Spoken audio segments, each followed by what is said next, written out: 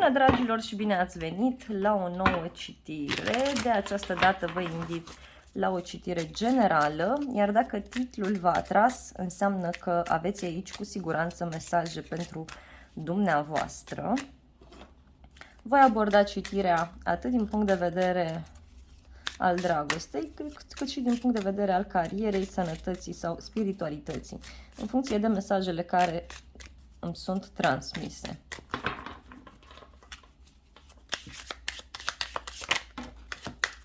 A început citirea.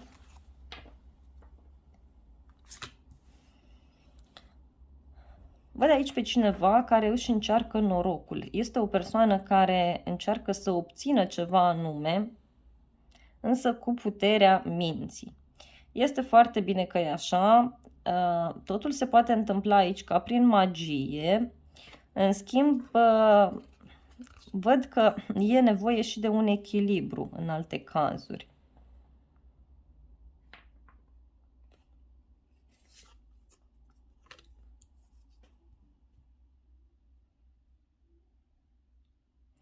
O persoană care este ușor mai retrasă sau care are niște probleme și care dorește mult să se odihnească sau care dorește o pauză în alte cazuri. Se vede foarte intens acest aspect.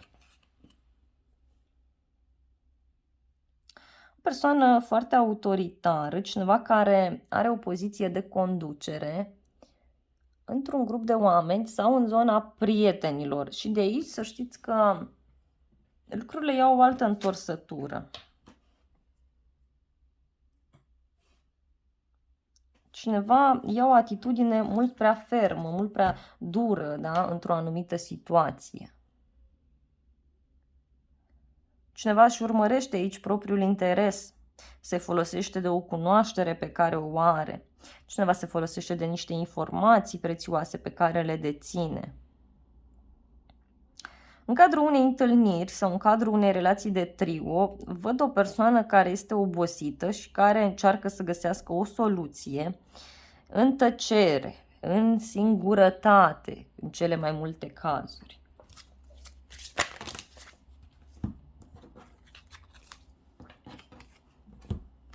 Bun.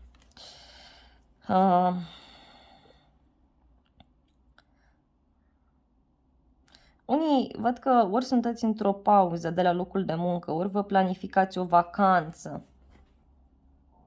Văd aici că cineva e ca și cum culege roadele, cineva se uită iarăși spre trecut și reușește să înțeleagă ce anume a greșit, reușește să înțeleagă ce anume nu funcționează sau ce anume nu a funcționat.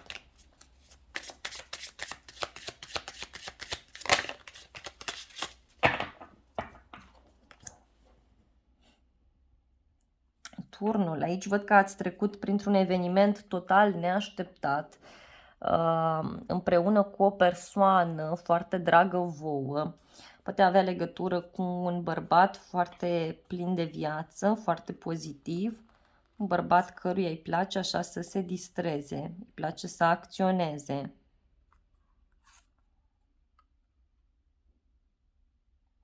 Îi place să se aventureze, să călătorească.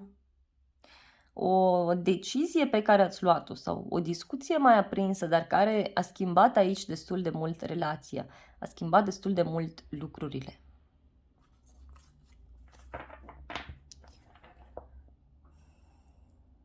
Parcă v-ați distrat sau v-ați simțit bine împreună cu cineva și acolo s-a întâmplat un eveniment neașteptat care v-a făcut pe voi să vă schimbați părerea despre o persoană, v-a făcut să acționați diferit.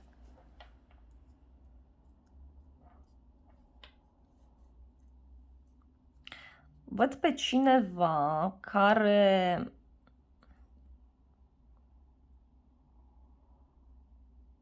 nu prea ține cont de intuiție sau nu prea are treabă cu zona aceasta spirituală. Este o persoană ușor aventurieră, care merge după semne, foarte plină de viață, poate mai tânără, mai neexperimentată și care văd aici că v-ar putea ajuta pe voi să vă eliberați dintr-o situație. În alte cazuri, văd că aveți o pasiune foarte, foarte mare. pentru ceva, vă doriți ceva anume, să faceți ceva și parcă nu puteți sau nu găsiți soluția.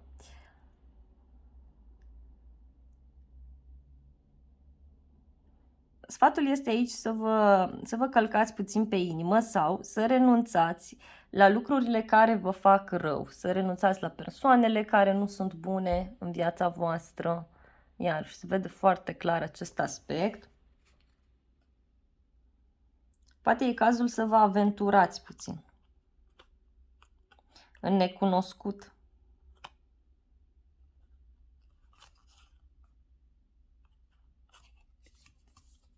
Să fiți atenți pe tot ce ține de tentație aici, văd. Posibil, unii să fi trecut sau o să treceți printr-o perioadă cam de o zi, două, în care veți avea parte de tot felul de evenimente total neașteptate, asupra cărora nu prea o să știți cum să reacționați. Și mai mult decât atât, este un moment pentru voi în care vă puteți confrunta cu propriile frici. Parcă vă este teamă de ceva, vă este teamă să cereți ceea ce vreți de la o persoană, de la univers.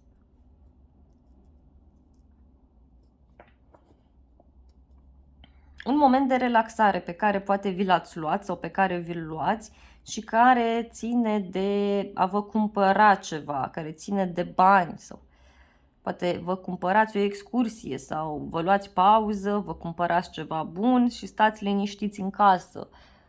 Citiți o carte, încercați să analizați o situație din mai multe puncte de vedere. Apoi, văd aici că o să vi se pară nedreaptă o așteptare, dar și o nedreptate pe care cineva o face sau pe care cineva a făcut-o. Totuși, în final, vă văd foarte bine în această situație. Chiar dacă discutăm de zona locului de muncă sau de viața personală, aici ceva se stabilizează, dar într-un mod extrem de bun și este ceva pentru destinul vostru. Avansați la locul de muncă, vă găsiți calea, dar după o perioadă de pauză. Dacă discutăm de o relație aici, chiar se vede clar un angajament serios, dar care este inițiat de către un bărbat sau de către o persoană care are autoritate mai mare în relație.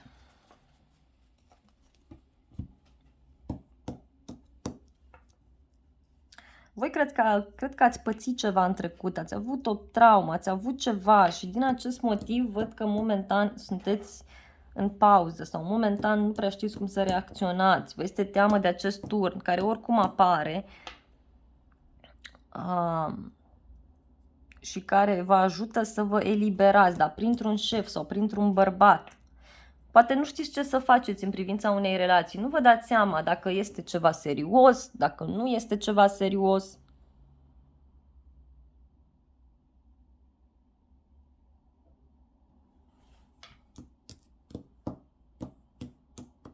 Acest împărat tot stă și analizează ceea ce s-a întâmplat cu voi, ceea ce s-a întâmplat cândva anume și văd că va lua o decizie care presupune să schimbe lucrurile. E o decizie care ține de a împărți niște bani, de a cumpăra ceva pentru voi, de a merge undeva anume.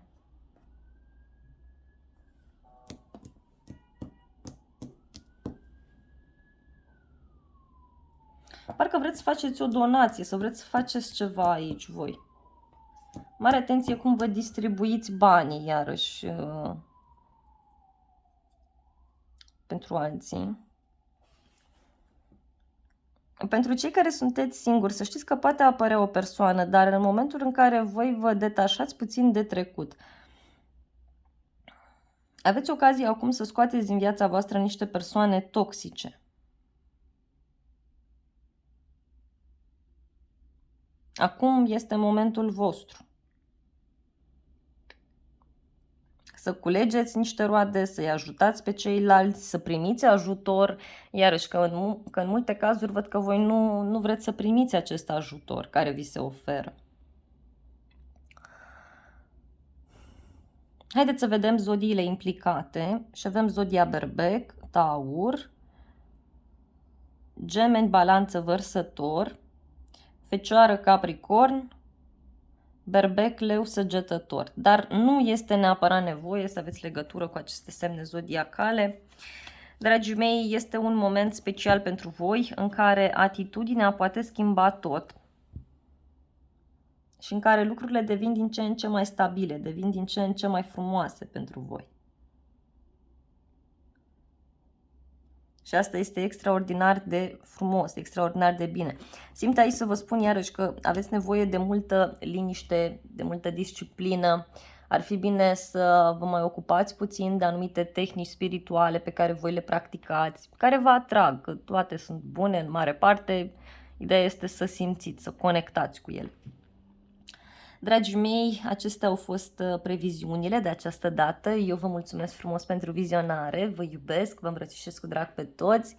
Nu uitați să vă abonați canalului, să apăsați butonul de like, să apăsați clopoțelul și să dați această filmare unui prieten dacă vreți să mă ajutați în acest proiect. Vă îmbrățișez cu drag și vă doresc o zi sau o seară binecuvântată.